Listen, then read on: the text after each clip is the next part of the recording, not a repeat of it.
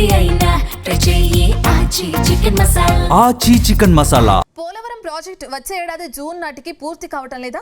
ప్రస్తుతం బీజేపీలో ఉన్న మాజీ సీఎం కిరణ్ కుమార్ రెడ్డి పోలవరం పూర్తిపై చేసిన వ్యాఖ్యలు కూటమిలో గ్యాప్ ని బయటపెట్టాయా? ప్రతిపక్ష వైసీపీకి మాజీ సీఎం కిరణ్ కుమార్ రెడ్డి మంచి అస్త్రం అందించారా? ఇప్పుడు మాజీ సీఎం కామెంట్స్ కూటమి పార్టీల్లో కాకరేపుతున్నాయా? Let's watch the story.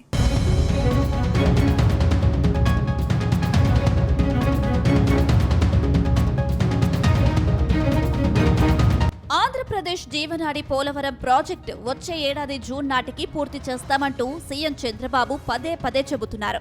Godavari పుష్కరాలకు ముందు ప్రారంభ ముహూర్తం నిర్ణయించారు. మరోవైపు పోలవరం ఏపీకి ప్రధాని మోదీ వరం అంటూ రాష్ట్ర బీజేపీ నేతలు సైతం తమ ప్రచారం ప్రారంభించారు. ఇటీవల ప్రాజెక్టు వద్ద బీజేపీ జెండాలతో ర్యాలీ చేసి క్రెడిట్ కాపాడుకునే ప్రయత్నం చేశారు. అయితే ప్రస్తుతం బీజేపీలో ఉన్న ఆ పార్టీ జాతీయ కార్యవర్గ సభ్యుడు, ఉమ్మడి ఆంధ్రప్రదేశ్ మాజీ ముఖ్యమంత్రి నల్లారి కిరణ్ కుమార్ రెడ్డి కీలకమైన అంశాన్ని తెరపైకి తెచ్చారు. పోలవరం ప్రాజెక్టును అసంపూర్తిగా ప్రారంభించకూడదు అనే వాదన తీసుకువచ్చారు. పోలవరం ప్రాజెక్టును అనుకున్న ప్రకారం 45.72 మీటర్లు పూర్తిస్థాయి సామర్థ్యంతో పూర్తి చేస్తేనే 960 మెగావాట్ల విద్యుత్ ఉత్పత్తి జరిగి అనుకున్న లక్ష్యం నెరవేరుతుందని అన్నారు.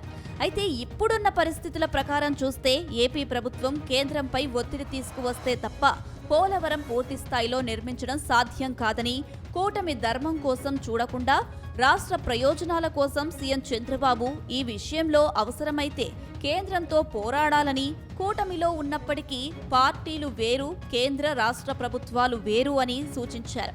రాజమండ్రిలోని బీజేపీ సీనియర్ నేత సోము వీర్రాజు తదితర సీనియర్ నేతల సమక్షంలోనే కేంద్రంపై సీఎం చంద్రబాబు పోరాటం చేయాల్సిందే అని మాజీ సీఎం కిరణ్ కుమార్ రెడ్డి చెప్పడం చర్చనీయాంశంగా మారింది.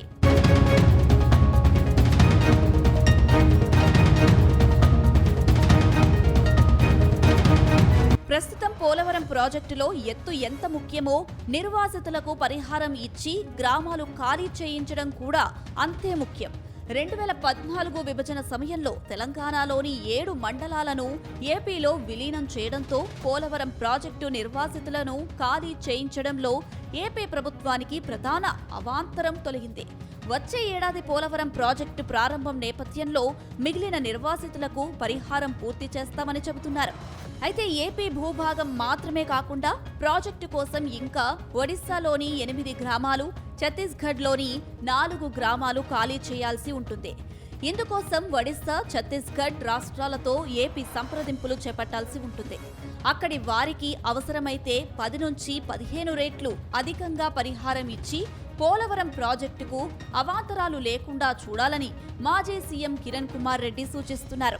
ఒడిశా, ఛత్తీస్గఢ్లలో బీజేపీ ప్రభుత్వాలే ఉండడంతో కేంద్రం ద్వారా సంప్రదింపులు త్వరగా జరుగుతాయనేది ఆయన అభిప్రాయం. ప్రస్తుతం బీజేపీలో ఉన్న తాను కేంద్రం పెద్దల దృష్టికి తీసుకువెళ్లానని, సీఎం చంద్రబాబుతో కూడా వ్యక్తిగతంగా మాట్లాడిన తర్వాత పోలవరం ప్రాజెక్టు పూర్తి చేయడంలో వాస్తవాలను ప్రజలకు వివరిస్తున్నానని మాజీ సీఎం కిరణ్ కుమార్ చెబుతున్నారు.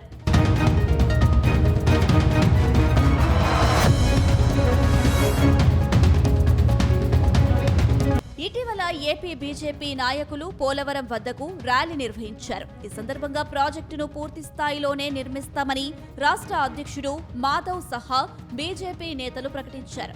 అయితే పోలవరం ప్రాజెక్టు పూర్తి స్థాయిలో పూర్తి చేసేందుకు అవసరమైన కార్యాచరణ కేంద్ర రాష్ట్ర ప్రభుత్వాల నుంచి కనిపించడం లేదు. ప్రస్తుతం ఒడిశా, ఛత్తీస్గఢ్ రాష్ట్రాల్లో బీజేపీ ప్రభుత్వాలే అధికారంలో ఉండడంతో పోలవరం నిర్వాసితుల సమస్య పరిష్కారం కేంద్రానికి మరింత సులువు అవుతుంది. అయితే ఈ విషయంలో ఎవరి చొరవ కనిపించడం లేదని మాజీ సీఎం కిరణ్ వ్యాఖ్యల ద్వారా తెలుస్తోంది. ఇదిలా ఉంటే బీజేపీలో ఉంటూ కేంద్రంపై ఒత్తిడికి తీసుకురావాలని సీఎం చంద్రబాబుకు మాజీ సీఎం కిరణ్ బహిరంగంగా సూచించడమే కొత్త చర్చగా మారింది. బీజేపీలో ఉన్నారు, మీరే సాధించవచ్చు కదా అనే కామెంట్స్ సైతం ఆయనపై వస్తున్నాయి.